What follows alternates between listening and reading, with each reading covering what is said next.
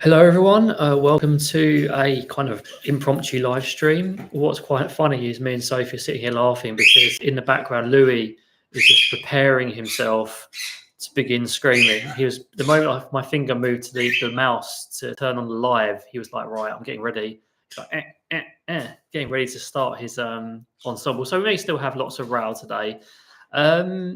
Hello everyone. So hello MT Coalforge, hello Lesson More, hello Klaus, hello Alicia, hello Mr. Teeny. Welcome everyone. Today basically this live going to have a couple of little topics because there's something I want to do, something training or educational related, telling you what's going to be happening, talking about festive stuff a little bit. Can't say I'm in too much in a festive mood, and just talking about some topics. Thank you, Mr. Teeny. Well, this is the last one we're going to be doing this year and probably for a while.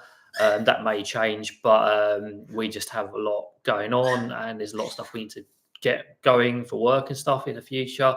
So, I thought I'd do a live stream while we actually have some time to do one. Hope you guys are all doing well. Hope everything is going good. I just thought I'd also do this live a little bit later in the evening, so more people potentially from America and that can join.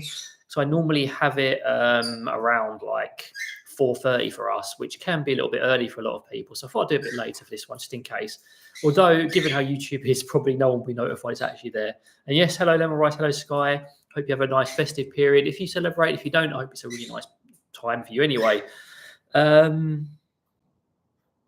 I think I've already mentioned that. This will be the last live stream for a while. So just wanted to mention a couple of things to you guys about what's coming up, because there is a couple of things coming up that we'll be doing. I'll be creating another online course. It's going to be specifically about plucking and how to help with parrot plucking, and also how to identify causes for it and just go through a checklist of what to do about it. I think it's almost every other day I get a DM about plucking birds, and it's not something I can help with in DMs because it's too complex an issue.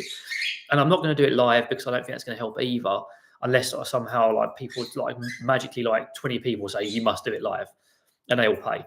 Otherwise, it's going to be a passive course and it's going to be one that people access because it's too much. I can't do an hour video on plucking. I don't have the resources to do it like a whole series on plucking because that's how much it would take to cover all the information, especially when so few people would watch it. So I thought I'd do a course on it. So that would hopefully help people and also still keep us afloat. I'm also coming up is going to be a key skills playlist. I've basically created this is something I filmed quite a while ago. All of the core skills that are useful to a parrot owner and all the things that new owners should know and existing owners should be brushing up on if they're not very confident with it. And Mr. Tini, this is the series that I actually filmed in the format we discussed over on Discord, where you sort of mentioned about having a pause for people to think and for education to sink in. That's what I formatted this whole series in that way. So we'll see if it helps people or makes a difference. And hey, Abid, welcome. Hello, Kathy, welcome. Welcome to it. But yeah, that course is going to have that format. And we'll see if it helps people. Because even if it doesn't help with views, it will obviously help a little bit with maybe with educational purposes. And thank you very much, Gita, man. There is something big coming, hopefully. I can't say anything more than a teaser about it. This is what's going to occupy a lot of me and Sophie's time. It's why we were discussing this today about what we're going to do forward with consults and businesses, the consult business. Should I mention what we're thinking of doing for it? No. Okay. So Sophie doesn't want me to talk about that. Not yet. So yeah, basically there's something big coming, something that a lot of people have been asking for in the UK especially, and potentially Europe in the future.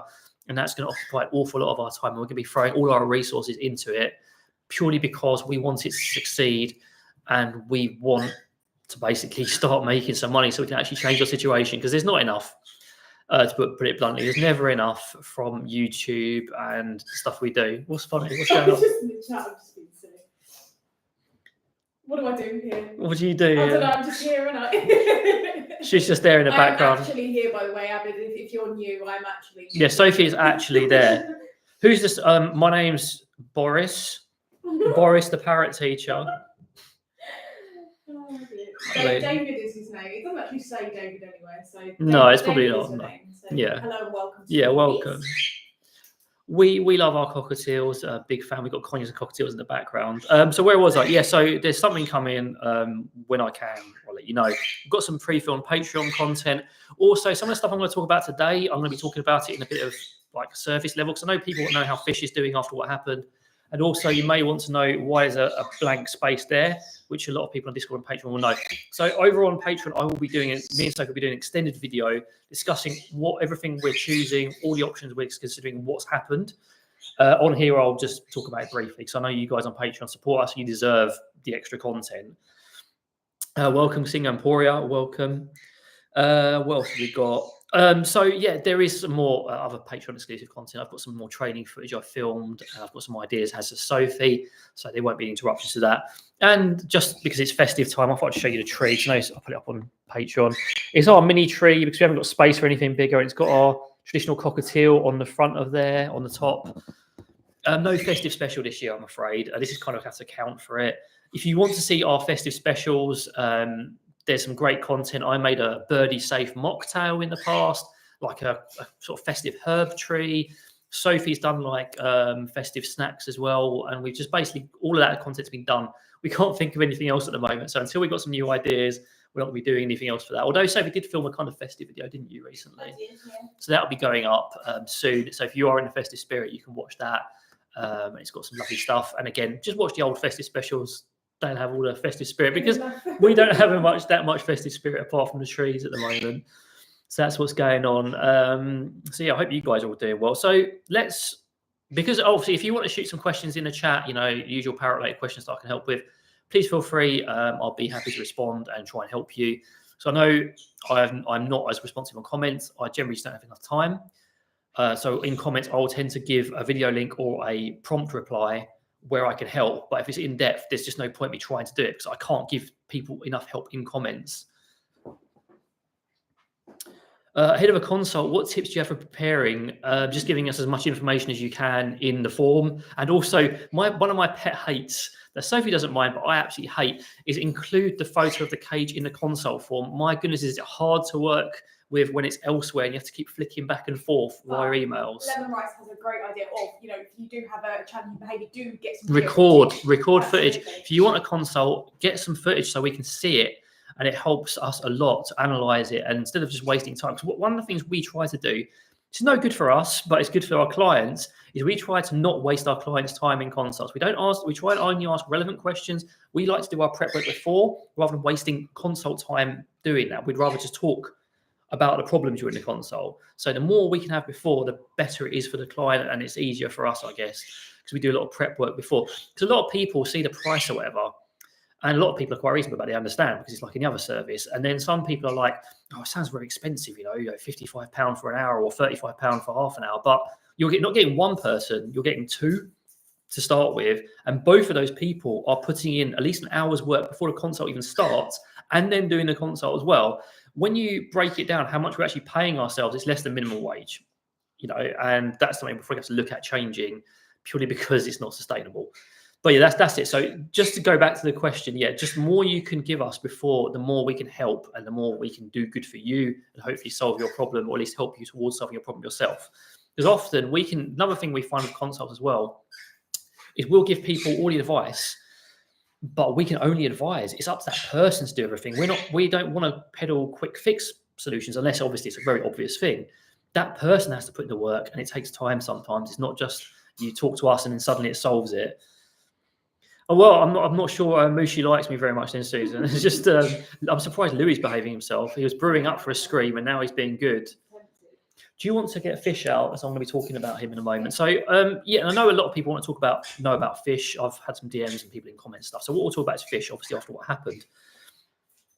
So fish isn't doing too badly, actually. He was a bit down for quite a while, but he is improving a little bit. He's kind of back. There we go. Oh, whoops! Made a mistake getting fish out. It's not a live stream about screaming. Quiet all day, and then as soon as we live stream, it's screaming. So, just wait a moment. Just let them do their thing. Okay, good. So this little guy's doing better. He likes spending a lot of time with me. I am like his flock, basically. He likes Sophie, but he is very, very strongly, bonded to me. And that means he wants to spend all of his time. And also he's obviously, being a solo bird now, really obsessed with reflections. So we have to be aware of that and manage it. And we're allowing some of it, and we're allowing him to see some of your images of cockatiels because it's, you know what he wrote in chat? He wrote "Dad" in chat. He actually wrote, I didn't send it, but he actually wrote that in the chat box. He knows his papa. Little monster. You need to hold near the camera because he's just going to keep flying at it. But yeah, so anyway, he's very closely bonded to me. He spends most of his time, and reflections are an issue with him, but he's doing fine. He's eating better, he's behaving better, and he's generally doing much better.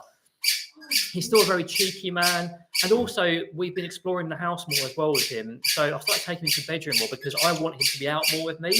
So if I'm there, I want him to just be able to sit next to me and with me and just enjoy being there while I'm doing other things, because he can be out. He's not really very intrusive unless he's being cheeky.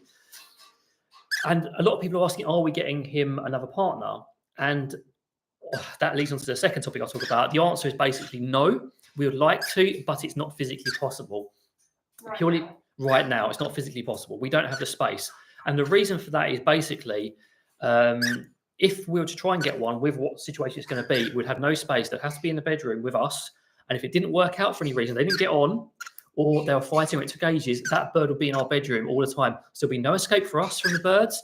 If there'll be no escape for that bird, he'll be just stuck in the bedroom. It would be an absolute chaos situation. It'll be really unfair on him. So I am trying to step up and be there for Fish, basically. And he is, well, I am his flock now. So I have to be with him as much as he wants and try and be responsible with him. So he spends all of his time, well apart from with Sophie when he wants to, with me. And you can see how keen he is in the reflection, which is something we have to be very careful of managing, because he will get obsessive like a cockatiel would, which is fine to an extent. But if it goes too far, it's just, I've got to sort of say, no, that's enough. We're going to play now. You just can't stop typing, can you? You just write, never mind right now. And I do give him kisses now as well. He wants a new cage too. Yes, he has a new cage. So one other thing we found with these long cages as well, they're really good for conures. But with cockatiels, especially ones that are prone to night frights, they're not as good because they have a long way to fall, which could lead to potential injury. So we've gone back to Liberta, Oregon, because we couldn't find anything better, as annoying as that is. There's a gap in the market for mid-range cages, honestly. They're either rubbish or massively expensive. So it's a shame. So sorry, I just noticed something from Mr. Tino that's quite interesting, so I want to address that. Do you want to try and take him for a second? Because he might see himself on there. So Mr. Tino, have you ever considered a post-consult interview with some customers to show? We could do. It would have to depend on the customer, on if they actually wanted to do that, if they're willing to be live, and the chaos begins. I'm going to be standing over here for the live stream. Toby, let me move this for you, and you can go and skitter around there, because I know you want to be down there. Or not. I'm going to get the live stream up on my phone so I can actually type to people. Yeah, so that is something we would consider, Mr. Teeny, if we had the time, honestly. But given how things might be changing, it may not be necessary. Thank you, Geezer Man. They are adorable. I love cockatiels. They are my favourite parrot. So in some ways, the situation that we have makes me sad as well, because I would like to get him a friend, and I would like that. It's not that we don't want to. And it's not that we don't want to. So let's talk about why. Just me singing in the background now. I might have to put him in. Yeah, it may be too straight, but I wanted you guys to see how he's doing. Instead of just saying, I want you to see that he's okay and he's doing okay and he's happy to an extent. So as you may be aware, there's a gap here where Sophie's currently standing, and that's where Olive and Charlie were. So Olive and Charlie's previous parrot parents, what took them back, and the basis of this was a trial to see if they could go back there permanently. And say that's not working out, there's various issues, so they will be returning to us, and because of that, we won't have that space for other cockatiel. So that means if that space had been open, I would have said, yes, let's get another cockatiel, let's go for it. Even if it went wrong, they'll have their own space. But because that's not worked out, we can't physically do it. And I'm the one that said no, honestly. I'll hold my hand up. I said no to it. Sophie was willing to go ahead with it. I said, no, it's bad enough as it is. When they do return, we have our hands full all the time. It's such a full-time job, managing this many birds, some of them with behavioural issues and rescues in such a small space, and we will not have the time, we will not have the energy, especially if we want to try and change our situation. So I am personally quite sad it didn't work out. I understand why it hasn't worked out. If you can even hear me anymore, I understand why it hasn't worked out, but it makes me sad because it gave us the extra time and the energy we would have needed to do stuff. But that's just life, basically, you know. And that's it. So that's basically why there's no birds there, why this situation is going on. It's not a live stream about Louis and everyone. Oh my goodness, always the same. Geezer Man, I think it's about five or six now. So yeah, yeah, it's frustrating when you wanted things to go a certain way over the last few years and they just haven't. And it doesn't matter how much hard work you put in, you just can't change it. So we'll just keep trying and hopefully things will change. Thank you, lovely Sakura doll. He's a very cute man. He's currently singing to the anime figure and his reflection in my display cabinet off to the side. I managed to get myself a cheap display cabinet because I wanted something for myself in this room. So I've got a tall display cabinet to put my models and stuff in. Miss Tina, yeah. Oh, sorry. I think I said already. Yeah, Mrs. Tina, exactly. The situation makes it high risk. It's just not possible, basically. We do too as well. So, Susan, David, any suggestions for helping me get Moose to step up off my shoulder? Once he gets up there, it's like he's cemented to the spot. Make sure that he actually wants to come down. So give him an incentive to come down. Make sure his treat motivation is high enough. So make it even a trained behaviour. So just practice it with him, off and on, off and on. Let him go back on after you take him off and get him practiced. Use a redirection with a targeting, target him down your arm. Give him something better to do. There's a lot of things you can try to do that. But they do love to be on the shoulder. If Fish isn't doing what he's doing now, he will just be on my shoulder all the time. He just wants to sit there, sleep there and everything. So I have to give him incentive. So I will give him a treat to get him down my arm and do something else. I thought we'd also just say about the cockatiel companion thing. It isn't just a case of going and getting a cockatiel. We would be looking at disease testing, a certain type of cockatiel, a male, a certain age. Yep. There's loads of, it's not just a case of let's just go and get a cockatiel because Fish needs one. There's loads of actual factors involved in the whole process. So yeah, and because our past approach to adopting birds up until we reached the crisis point of we've got too many was we just take whatever needs at home. We can't do that anymore for birds. When hopefully we'll be having criteria. And Flock Talk did a great video on this where she very specifically chose a Quaker with a certain history to go with her lifestyle and her bird. And for this situation, that is what we're doing. We're not going to be approaching it. We'll just take whatever because we can't deal with that.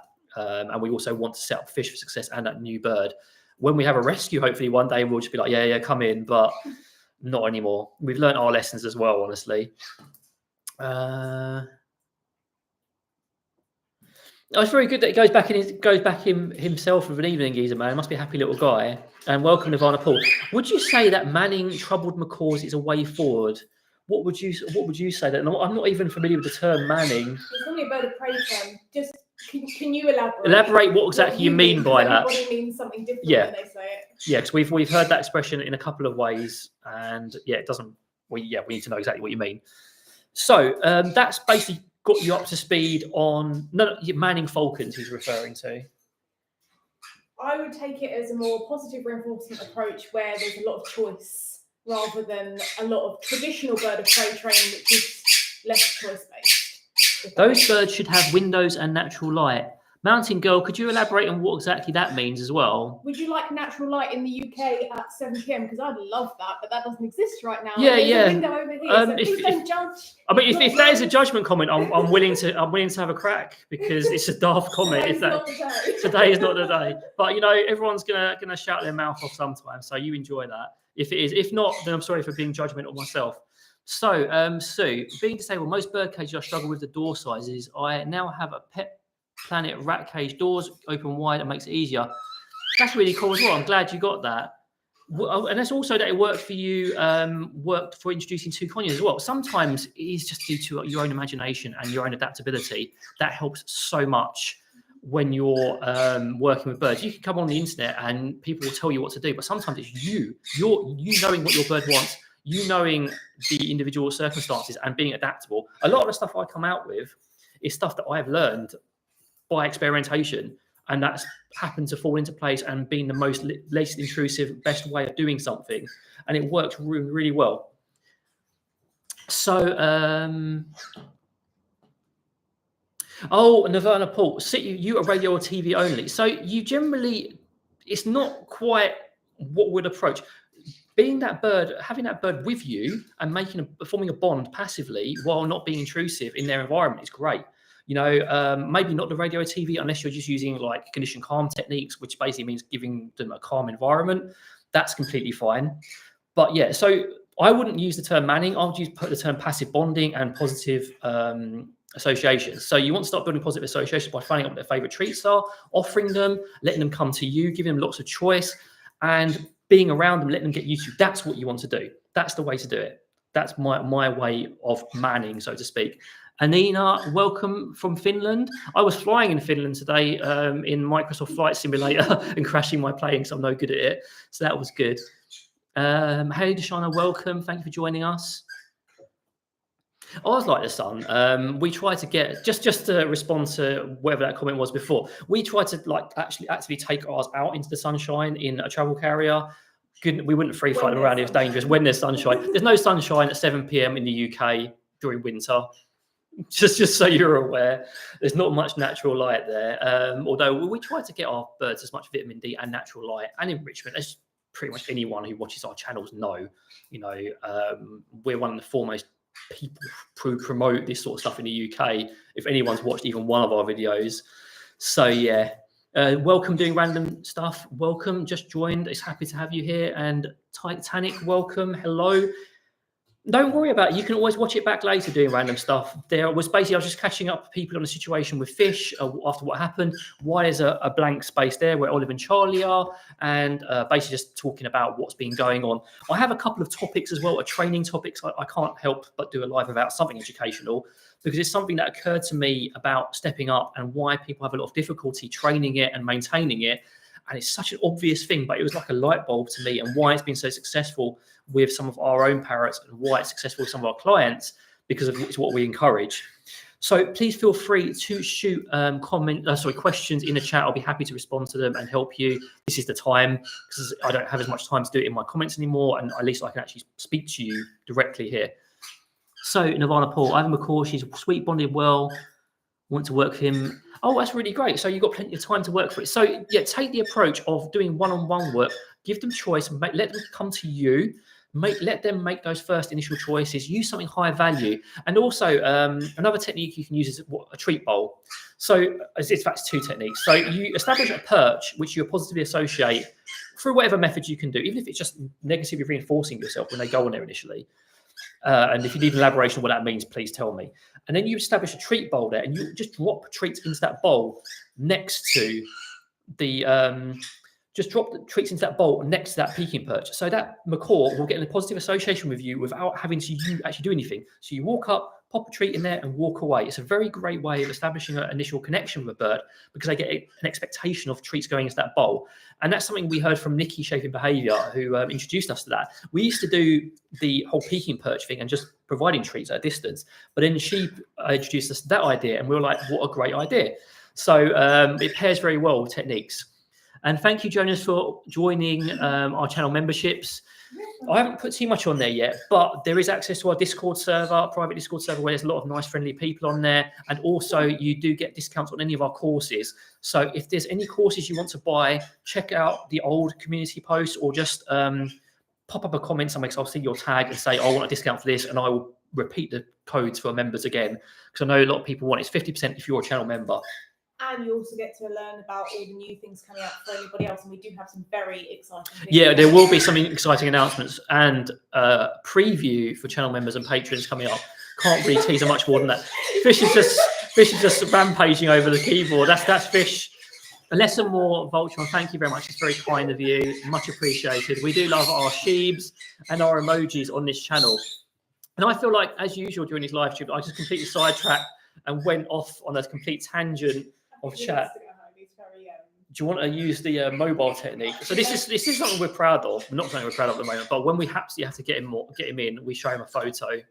Yeah, and because obviously, yeah, and he may not even do it because he wants to be. He wants to be with me more. That's the thing. It's such a. How are you doing? It is very cold too. Exactly. You can't bring them out to aviaries or anything because it's probably not safe for them. He's Bye guys, love you. such a cute little man. Oh my goodness, Ish, you're gonna have to pop him back. This is what he's typed. So if you give me 1 second, guys. So Can I have my mobile, please? I don't know where it is. No, Oh, it's here. it's chaos. There you go. Oh, fish. You're such a little monster. Look, you get me and the mobile. You're such a sweet little man, aren't you? He just doesn't want to go back in there. He's like so excited. He's very, very excitable, aren't you, Poppet? Yeah. He goes in phases, or he goes in phases of either being mega excited or just wanting to sleep on my shoulder, which is both adorable. So let me just catch up on what people have been saying. Anina, yeah, it gets very dark early, so you have to try and get the natural light for the birds where you can. We try and do it the best ways we can. We also find other ways to give them vitamin D. Both me and Sophie discussed this an awful lot. So, Sophie's laptop's breaking.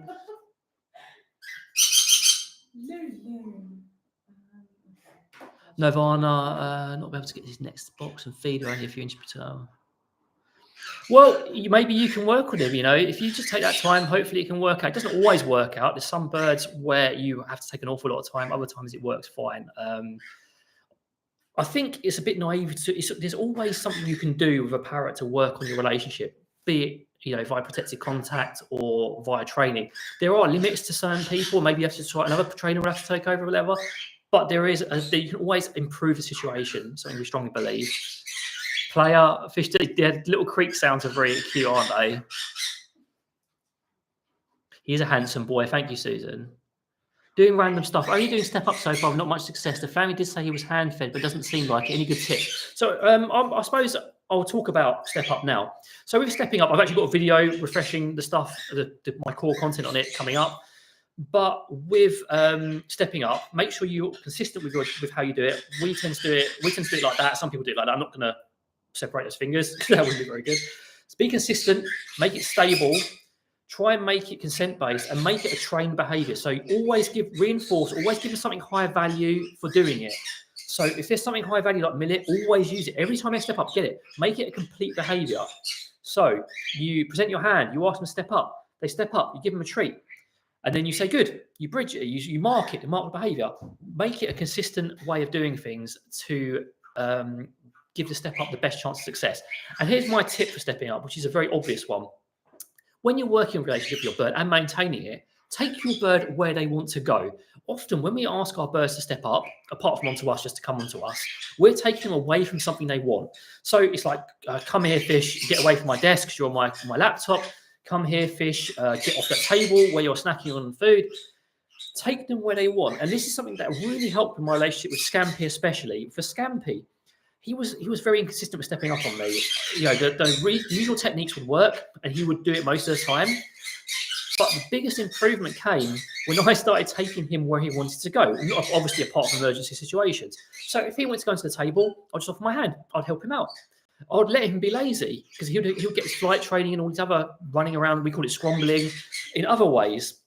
So I would help him go where he wanted to go. So now when I present my hand, it's like, oh, he's going to take me where I want to go. So he's much keener to step up. And that's a really sort of useful secret tip, I think, that I'll give you for step up training. Sometimes just take your bird where they want to go. If they want to go to that table and it's safe, let them go there. Makes life a lot easier. And we don't Anderson gaming, no sun conures. We have crimson bellies, we have green cheeks, and we have a cockatiel. And we have Louis, who's his own species. Oh God, the destruction of the keyboards is absolutely crazy, isn't it? The way they love keyboards, they love mice and destroying all that sort of stuff. Little monsters. Jonas, Olive looks exactly like my conures. It's a very cute, aren't they? I think Olive's a very cute conure. Obviously, she'll be back on these lives in the future as well when Olive and Charlie return to us. The Shana, I've got boxes on my keyboard to protect it, always being destroyed. An iPad's a great way of doing it. I tend to just like hide it. I've got like a semi-mechanical keyboard, not a very expensive one. They can't destroy it, so they can't do anything with that. And I shut my laptop lid, so that protects my stuff. Pigeonette, yeah. Do you see the Pickles and Scampy in the background? Pickles uses Scampy as like a chaise longue. So Scampy will be beneath on the perch, like at this angle, and Pickles literally lay on him on her back. And Scampy will be like that, and she'll be laying on him, sleeping on him. It's the most adorable thing. Not in a naughty way, but we need to get a photo of it to show you guys. It's absolutely adorable, and she loves hanging upside down. Klaus Bell, thank you very much. That's exceptionally naughty of you, and it's very much appreciated. Thank you very much. It's not necessary, but thank you very much. It's very kind of you. Not keen. I suppose it's keen as well, but it's very kind of you. So Pigeonette, Clover bobs his head towards the place he wants to go when he doesn't want. Yeah, exactly. It's fun learning their language. Conyers are so expressive. My goodness, they just tell you where they want to go. So if Pickles and Scampy want to do their tour around the house, they'll be leaning, they'll be like wrenching themselves. Oh no. So if I want to use that step up trick, I'll be like, just come in, we can go over there. Pop them down and we can do a bit of training. We can go elsewhere. And it really helps with the step up relationship. It's really awesome. Cockatiel's a little bit less expressive, but even then, Fish will give me hints about what he wants. He'll lean a little bit. His crest will change position. I'm not without bragging. I'm pretty good at reading cockatiels, so I've had so much experience with them. So it's quite easy to do it with him as well. So anyway, where were we? So doing random stuff. I always used to treat and say, well done. It is true he's more willing when he wants to go somewhere, but it's not a lot. But there's a small cage, now he's got a giant one, not used to moving much. So it may be just a case of time. And also something we recommend to clients all the time is record your sessions with him. So when you're doing a step-up training session with him, film it, film the whole process, let him step back down again as well, that's important. And then do it a few times, film what you've done, then watch it back. And maybe you'll be like, oh, hang on, maybe I'm not doing it quite right. Maybe he's giving me a subtle sign he doesn't want to step up. I'm not promising you'll help, but we use that technique frequently to sort of tighten up our techniques and help. And it works for a lot of clients too. And it's just a general best practice when you're doing stuff with any bird. So again, feel free to questions. What else have I got? I swear there was another topic. Where was my other topic? I wrote down a load of notes for myself to talk about today, and I seem to have lost it. And I don't know where on earth I put my other topic down here. Never mind, it will come to me later. Let's see what other people are talking about. And then, I have 2 cockatiels and a rescue Indian ringneck. He flew away from his family. He was out for a week and I caught him. When I drove him home, I didn't want him anymore. Sometimes you just see that happen. They fly away or they escape when in reality someone just lets them out, because it's a way of just getting rid of responsibility when you think about it. Oh, I've freed that bird. I've liberated that bird. When in reality that bird's probably not going to survive in the wild because it's not got any of the skills it needs to survive in the wild. Some do. Some thrive, and it's great that they survive. And well, not in the native habitat, but they survive. But most will not, because they're not equipped for it. They don't have a whole flock teaching them what to do since they're from when they're little. So these people just throw them out and they're like, they'll be fine. My responsibility is done. So it's great you took this Indian ringneck on, and I hope he gets a really great place to be with you, because it's one of my pet peeves that people letting their birds out into the wild. And you see these individuals, to put it very politely, whenever you post videos, sometimes saying, "Oh, set them free." Yeah, okay. Be an invasive species. Be an invasive species. Probably not help that bird. It's daft, honestly. Susan, so Sophie probably won't be doing one. This is the last live of the year, and maybe the last live for a while. I'm not promising. Maybe Sophie will do one in the new year. We don't know. We've got a lot on, and we're going to have a lot more on, as I said, when Olive and Charlie return, and with other stuff we have to do. Plus, we need to try and have a break. Well, I call it a break. It'll probably still be annoying, but at least there'll be a little bit less work to do. Yeah, she'll do her thing. I go silent. She boo-hoos. I go silent. Sophie. Dawn, I like your image as well. It's very traditional. Is it okay to allow one parrot to explore another cage, maybe for a change? You can do that. It can sometimes cause issues, but a lot of people do that, and it's not a problem. Say, for example, I think it's when I take Pickles and Scampy in the bedroom, because they love going in the bedroom at the moment. Sophie will sometimes let Olive look into their cage and pop in there and have a look. You just want to be cautious about any sort of aggression, I guess, or any territorialism around an environment, and make sure there's nothing like that going on, and supervise whatever you're doing as well. As a rule, it's okay. And if you want to completely swap cages, as long as you don't see any massive stress behaviours, it's fine. And the vulnerable, yeah, it can cause tension. It can, but it can also work quite well sometimes. A lot of the time when we say anything, it's just about using common sense and being mindful of your individual situation. So there are some things that are downright foolish to do. For example, just letting your bird free fly with no prior experience. That's just completely foolish. It's just silly. But maybe letting another bird explore another cage in the right circumstance, done responsibly, is not. If it was done in the wrong way, that's terrible. But if it's done right, it's okay. Sing Emporia, thank you very much. Again, much more naughtiness. No, thank you. It's very kind of you. It's Kipling. No. Oh yeah, so because Kipling's a naughty boy, sometimes Sophie says no to him, and that's one of those things you can't help. We don't do it in training setting. I don't say no to him. Let's not set me up. Set him up for a scapegoat, yeah. Because he's had a traumatic past, and when he's literally been attached to me biting, it's a natural reaction to say certain things. That's what I was going to say. I don't say no because it's part of which is what I was going to say. I said not during training. So yeah, he's learned how to say no, and he says it at the most absurd times. Like we'll just say good night, Kipling. He'll be like no, or I'll just yell to Sophie like, "Can you turn the oven off?" And he'll just be like no. It's quite funny the moments he decides to say no. Or he was listening to Bring Me the Horizon and he was singing along, and I tried to put dance music on, and he said no. No, doesn't like dance music. Sing and Korea, have a safe journey, and we'll hopefully speak to you soon. Have a really good one. Hopefully it goes really well. Deshana, everyone's very naughty. So Nirvana Paul, I found having 2 birds on me risky. Cockatoo, my bubba. She's interested, but she. So that's when you're dealing with big birds, it can be a bit more challenging having a pair on you. If you have a cockatoo on one shoulder and a macaw on the other, it could end up with some serious injury. It's bad enough when you have, say, a crimson belly on one shoulder and a cockatiel on the other. But at least with that, you're not going to lose your ear, or your finger's not going to be bitten off. So yeah, again, we deal with small parrots primarily.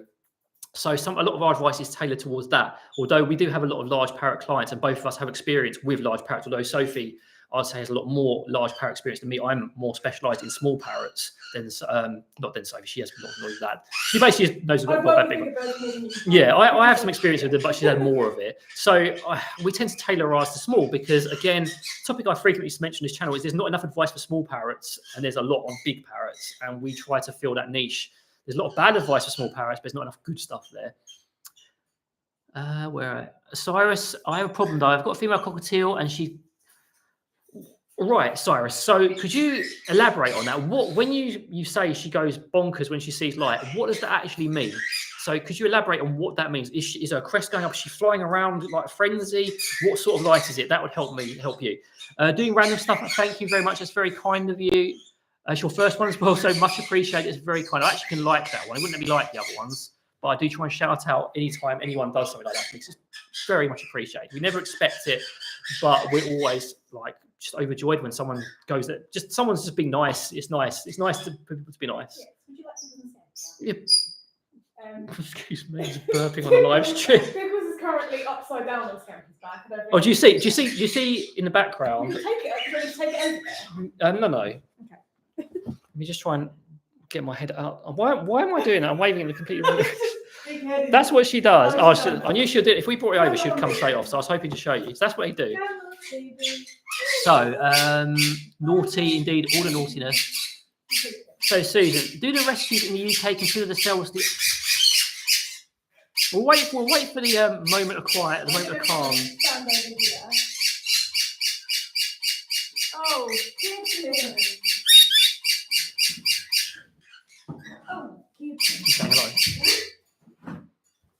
I just honestly, they show us up so badly on live streams. It's just complete silence all day, and during a live show, I know. I guess it's just a circumstance. It's the lights on, birds are coming out, and it's exciting. But anyway, yes, it is incredibly hard to adopt. And I did a video on rescues a while back describing the good things and the pitfalls of rescues and how to identify a good rescue. Most rescues will have a sort of like subscription service almost, where they keep ownership of the bird. And as Nirvana Paul pointed out, oh, Scrumbler, what do you want to do? You want to lick me? You want to lick pickles? Oh, I know what you want. You want the fresh juice, don't you? Could you help me out here, please? So I don't want random stuff being typed to people. Oh. I'm trying to make sure this live stream doesn't fall apart while we're doing it.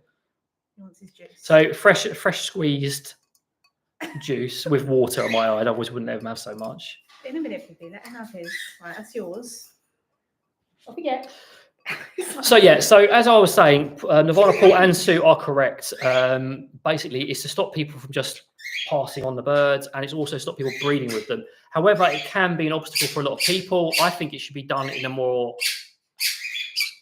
mindful manner, because it's very off-putting to a lot of potential clients. You know, there could be a lot of great places in the world, a lot of great people who could take on. This is becoming really difficult to actually talk on topics right now. I think we should have probably left them in. He's basically jealous because they're getting out. Hello. You are such a naughty little thing.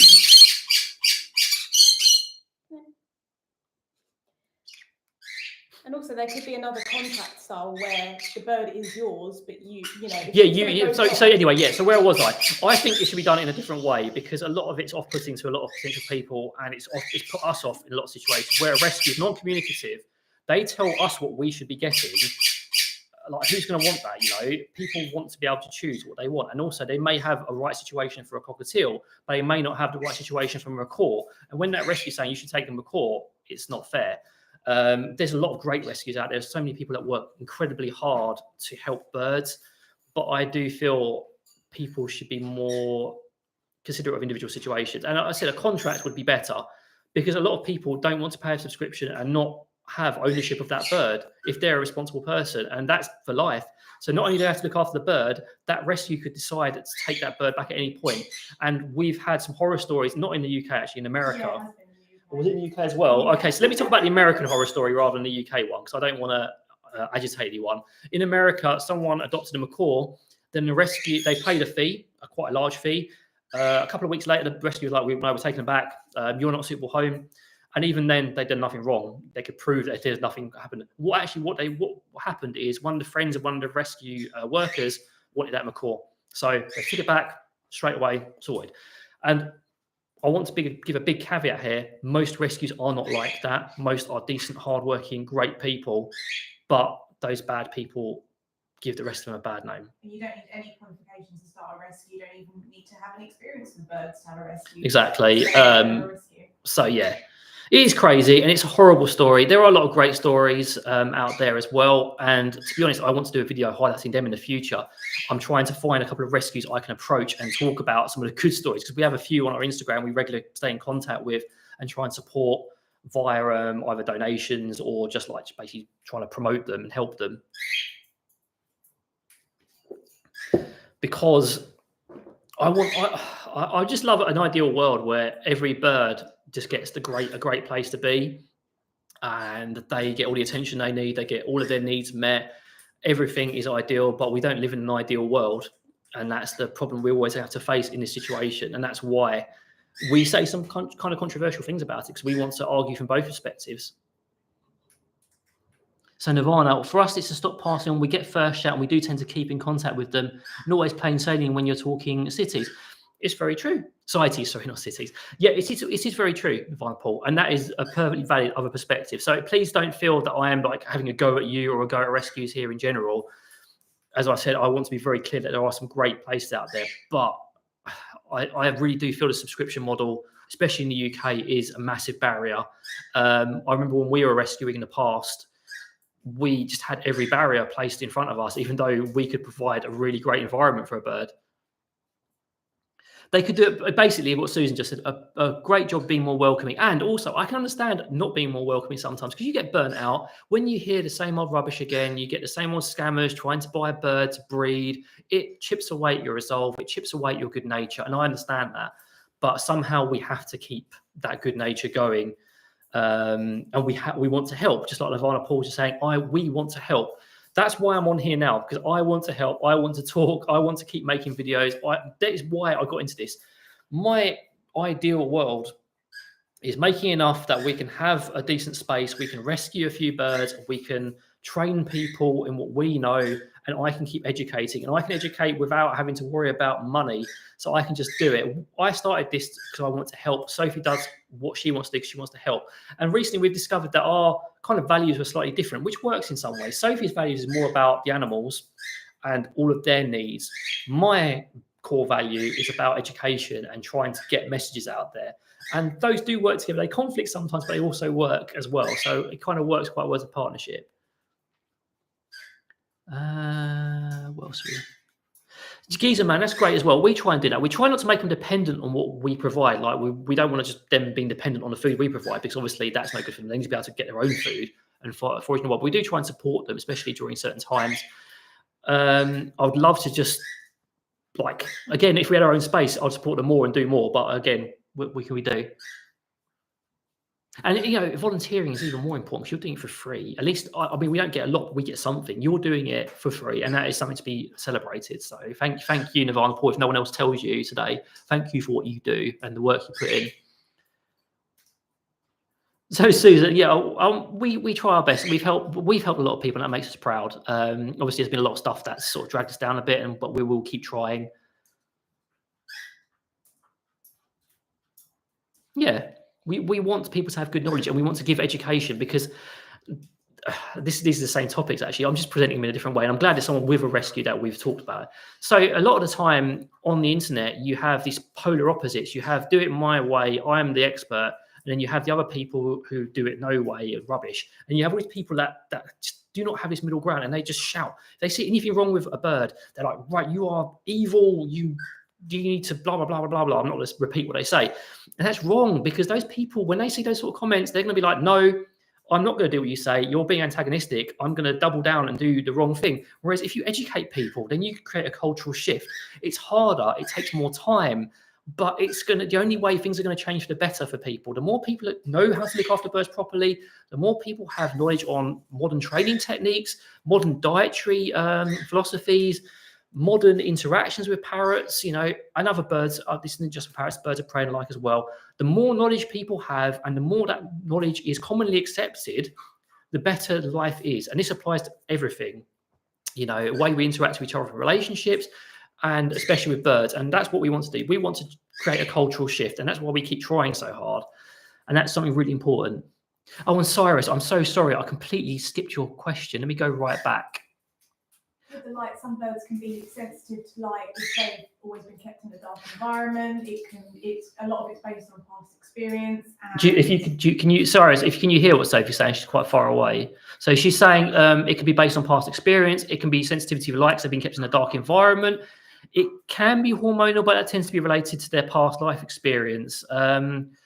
I would just gradually desensitize her to it, and I would get used to it. She shouldn't be scared of sunlight. Certain lights have a flickering effect, which you can identify by filming the light with your phone on slow-mo. If it's flickering, that's going to probably agitate them. With sunlight, it's going to be about desensitizing her to it, getting her used to it, because that isn't a reaction she should be having. You want her to be able to get into the sunlight and enjoy it, and not basically do anything wrong. But we have problems occasionally with Olive, because she wasn't treated very well at the start, and then she had a fear of the dark. She was kept in the dark all the time, which then created a fear of like really bright sunshine she couldn't get away from. So we use like net curtains, or blackout blinds at certain times. Yeah, net curtains help because they filter some of the light out. But as Sophie, I'm not going to repeat everything she said. So with Sophie, what Sophie said, if you did hear, can you hear her, Cyrus? By the way, so don't just repeat her. So Cyrus, female cockatoos don't take longer. It's exactly the same. It's on the individual bird. I have not noticed any difference as a theme between females and males. They're both as easy or as hard to tame. It's on their life experience. It's on good. You can hear it, so I don't have to repeat her. Awesome. So yeah, it's basically down to the individual parrot. That's what's going to make a difference, and what you do as a trainer or a person. So I need to shout out doing random stuff because they're being very kind again. Lots of growing seeds and veggies sounds awesome. We would love to do that. We don't have any space. So we do our sprouting and our soaking. And we do stuff on our windowsill as well. Yeah, no one's excellent. It just takes practice. So Harley, my Konya puts her beak down to platform when I approach it. I'm second home. So spreading the tail can be a lot of things with a Konya. I would suggest watching my Konya behaviour videos and watching my biting playlist, because I will tell you a lot of stuff in this live, which you can just watch in your own time in the biting playlist. It does take time sometimes with some rescues. Rescue's not easy. Sometimes it's very quick. Sometimes it takes ages. So yeah, have a look at my Konya behaviours and have a look at my biting playlist. That's where you get the most help there. Doing random stuff, thank you very much. Your videos help me a lot, especially before taking in a rescue. I'd love to get help. Anyway, you could be a client even outside your country. Would love to be great. So you can. I'm like, why won't it won't let me like doing random stuff? It's being annoying. So you can join our Discord if you want to just chat to us. You just have to be a channel member or patron. That's an easy and cheap way of just being able to talk more casually with us. Otherwise, our business is Best Behaved Birds, although we do have very limited space at the moment, purely because we're wrapping up to try and slow down a little bit for a little while. Yes, lots of naughty. Welcome, Trillius. We love parrots as well, and less and more very naughty. And sorry, it's no problem. That's what we're here for, basically. This is why I started doing these lives. I used to do these videos called what did I call those videos? Solving parrot behaviour problems. And I found it a lot harder to do it. People would submit questions before for free, so we'd give. This is another way of just giving free advice, basically, rather than having people have to pay us. So yeah, we had these videos, and then I just stopped doing them because it was much easier to do it during lives. People just shoot me questions, I can respond to them quickly, I can get more information if I need it and actually help them. Whereas for my comments and DMs, there's not enough time. It's really difficult to actually get a proper response out to people. So I found working with wild birds each spring in some cases were heartbreaking. Yeah, it can be, can't it? It's difficult sometimes. Susan, thank you for joining us. I hope you have a great period as well. They can be as well. Sophie sees our birds as like children, and I do as well sometimes. No worries doing random stuff. And your subscribers glitched. I'll be watching for a while. Everything glitches on this. It's like YouTube on this channel. On my like bug channel, it's doing great. You know, for a small channel. On here, YouTube's like no one should watch you. It's very annoying. So I'm going to be wrapping this up because these guys need their bedtime. I've kept them up a little bit later than we normally would. I'll be wrapping this up in about 5 to 10 minutes because we've still got a little bit of work to do. So if you have any questions, last minute questions or any topics you want me to cover, feel free to shoot them in the chat. Otherwise, I think I've covered all my topics. I'll start wrapping things up in very shortly. Cyrus, yeah, it is a bit small, and also it's kind of dominated by a couple of big names because YouTube kind of just has this weird. I can't say it 'cause probably mess up my thing, but it like has this weird way of showing people stuff now when they're not interested. It doesn't show stuff to people who should be interested. It just shows it to random people. And it doesn't really work. It's very annoying, and it's a very frustrating situation for a lot of people. It's not just us. So many channels. We talk to other people, another bird. Because another thing we want more of a community. We don't want to be competing with everyone. We want to be like working together to improve things.